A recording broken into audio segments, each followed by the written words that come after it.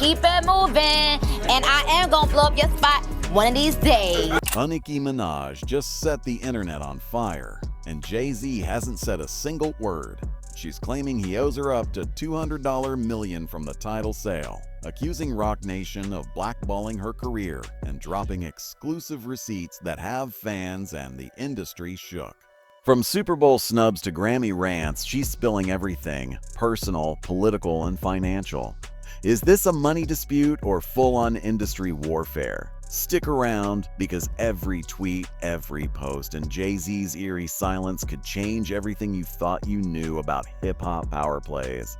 Nicki Minaj just unleashed a full-blown social media storm aimed straight at Jay-Z, claiming he owes her up to $200 million from the Tidal sale, and that Roc Nation has been actively blackballing her career. Jay-Z, completely silent, not a word.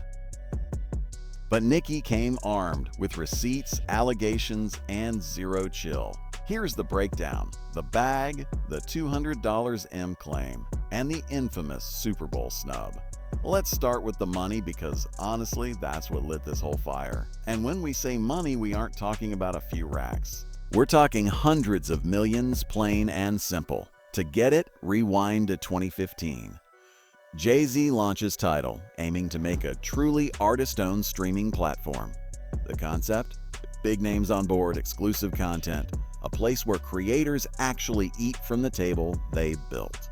Artists like Beyoncé, Rihanna, J. Cole, Kanye, Madonna, and importantly Nicki, each got a 3% equity stake in Tidal. In exchange, they were supposed to hype it, drop exclusives, and ride for the vision. Nicki... she went all in. Social posts, exclusive drops, iconic launch events, posing with Usher, Rihanna, Madonna. The room buzzed.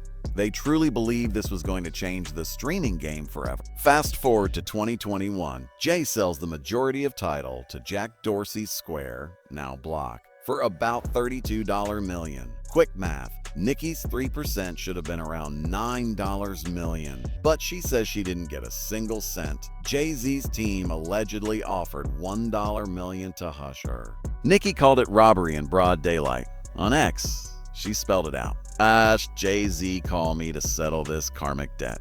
It's only collecting more interest. You're still in my top 5 though. Let's get it. And she didn't stop there. She threw shade at anyone still calling him a have. The Breakfast Club weighed in, keeping it real. If someone owes $200 M, why tweet instead of suing? I have no idea about their business, but if someone owed me $200 million, then I would be in court, not on X. And I guarantee you, if she ever took that to court, that would be a huge story. Valid question. No lawsuits, no court filings, just tweets. But Nicki wasn't tossing random smoke. Every tweet was surgical, a detailed indictment of Jay-Z's operation, brick by brick.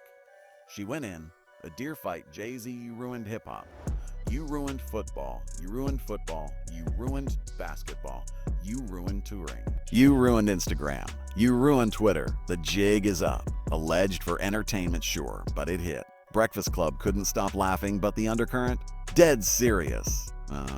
Hashtag Jay-Z, you ruined hip-hop, you ruined football, you ruined basketball, you ruined touring, you ruined Instagram, you ruined Twitter. The jig is up. All of this is alleged and for entertainment purposes only. And she also is saying, she's mentioning Desiree, who is one of Jay-Z's. You might as well say Jay-Z's the head of Doge. Jay-Z invaded Gaza. You might as well just come on, add some more to that. Underneath the memes and jokes, the Tidal money situation is huge. If Nicki's 3% stake sold for $32 M and she got offered $1 million, that's corporate finessing, not a simple oversight.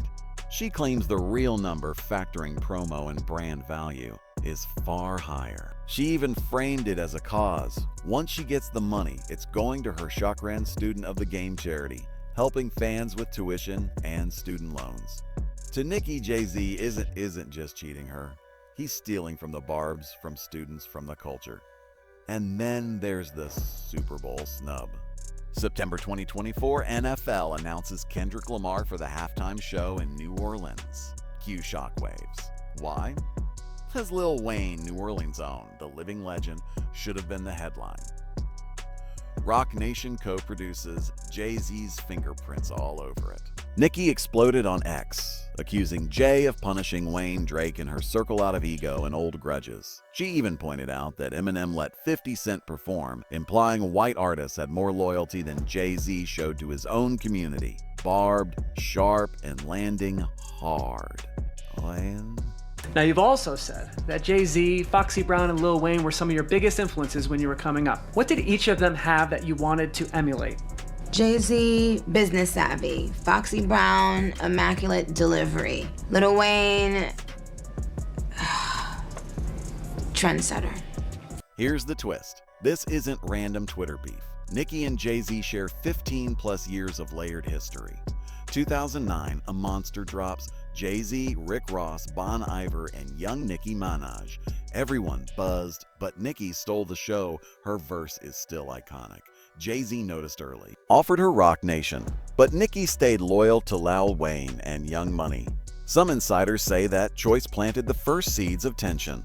Even after that, Jay-Z gave cosigns, collabs, platforms, Yankee Stadium, MTV Video, Vanguard flowers, so respect existed.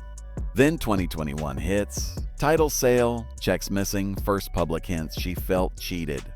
By September 2024, it's full-blown accusations. By July 2025, she's tagging names, calling out exact dollar amounts, and daring anyone to respond.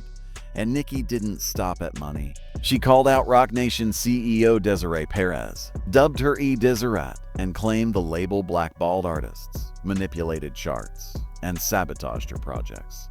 DJ Academics highlighted how deep and one-sided this feud went. Nicki is launching a piggyback attack on Jay, and we all know, if you haven't, to refresh your memory about why she doesn't like Jay, she claims that Jay, finessed her with the Tidal situation. She also made a claim that Jay-Z owes Nicki Minaj $200 million, right? Now, if you watched her tweets over the last year or so, especially after she's also attacked Jay-Z's company's Roc Nation CEO, Desiree Perez, she's basically accused them of really doing some heinous things or trying to do some heinous things to her.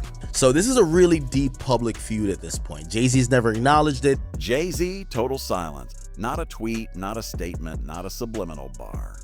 Some see it as composed boss energy. Nicki sees it as confirmation. If the claims are false, why not deny? The trajectory reads like a hip-hop Shakespearean tragedy. Admiration, right arrow collaboration, right arrow mutual benefit, right arrow scorched earth warfare. And just when you thought it peaked, 2026 Grammys. Nicki wasn't nominated, performing, or presenting, yet she dominated the internet. Google Trends blew up. Host Trevor Noah even threw deliberate shots at her. She wasn't in the building, but she owned the night. Oh man, every single person here, John Legend, Billie Eilish, Phineas, Nicki Minaj is not here. She is not here. Thumbs up happen. She is still at the White House with Donald Trump discussing very important issues. Actually, Nicki, I have the biggest ass. I have it. Everybody's saying it, Nicki. I know they say it's you, but it's me. Wop, wop, wop. Look at it, baby. Cameras caught Chrissy Teigen tossing her head back laughing. John Legend grinning ear to ear. The crowd? Eating it up like dessert at a banquet. The energy in that room was crystal clear. The industry was collectively clowning Nicki for her political pivot. And Nicki, she was watching it all unfold from wherever she was. And she responded like a social media hurricane.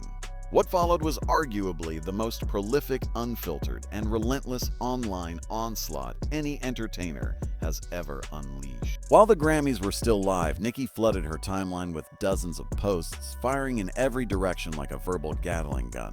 She went after Trevor Noah. She went after Chrissy Teigen with personal accusations. Lizzo got roasted over weight, album sales, and legal drama.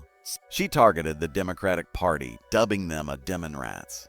And of course, Jay-Z got hit harder, meaner, and more personally than ever. Tweets included claims like, "Your favorite artist has been practicing rituals in a satanic cult, constantly shedding blood. The jig is up." She also called out sabotage of her documentary and deliberate project delays meant to make her bleed money. Heavy. real heavy. These weren't standard hip-hop beef shots, they were full-blown industry allegations. And to be clear, none of these claims have been substantiated by courts, law enforcement, or credible investigation. But the breakdown of professional and personal ties between Nicki and Jay-Z, undeniable. This wasn't just a business dispute anymore. It was scorched earth warfare against an entire industry apparatus. He has, I don't know if he even knows this, but he's given so many people hope that there's a chance to beat the bad guys and to win and to do it with your head held high and your integrity intact. He's from Queens, New York, like me. So, but what it's shown me personally is sometimes, you know, even in the worst feeling times in your life, you think that you're never gonna come back from it, but you do. And our president shows that. He's been through every single thing a person could be through publicly, having to constantly be lied on. It's not really that funny until you are in that person's shoes that's being lied on.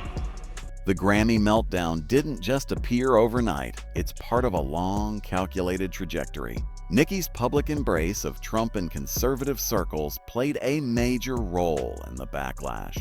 In December 2025, she appeared at Turning Point USA's America Fest, speaking about her Christian faith, admiration for Trump, frustration with the entertainment establishment, and urging young people to think independently. Then in January 2026, she escalated further, appearing at a Treasury Department summit with Trump to launch a Trump Accounts, a new kids investment program.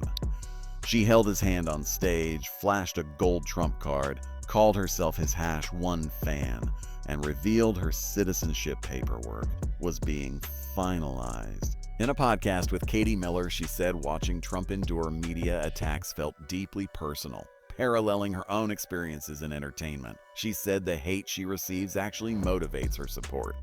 Backlash, immediate, ferocious, and widespread.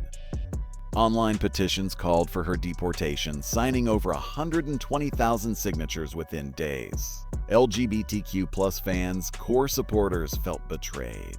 Former allies like Ariana Grande distanced themselves. Industry peers went silent, and Grammy night.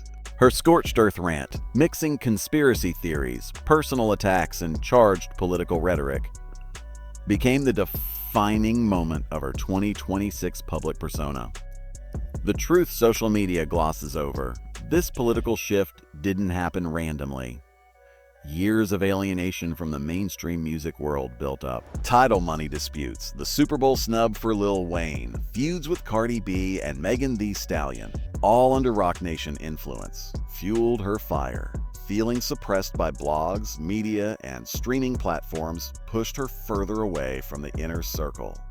And when that circle skews liberal Hollywood, the logical alternative, conservative politics, a place for outcasts, that's the pipeline. And what's really happened is that people like Nicki Minaj and also Kanye West, they seem like they were a little bit cuckoo. And I ain't gonna lie, people call them flat out crazy. They're now starting to look like they were trying to warn us of some things. DJ Academics raised a key point. If Roc Nation has historically sued bloggers for less and supported Megan Thee Stallion's legal battles, why haven't they sued Nicki for the very public, damaging financial and professional claims she's been making for over a year? I'm wondering why Roc Nation don't sue Nicki.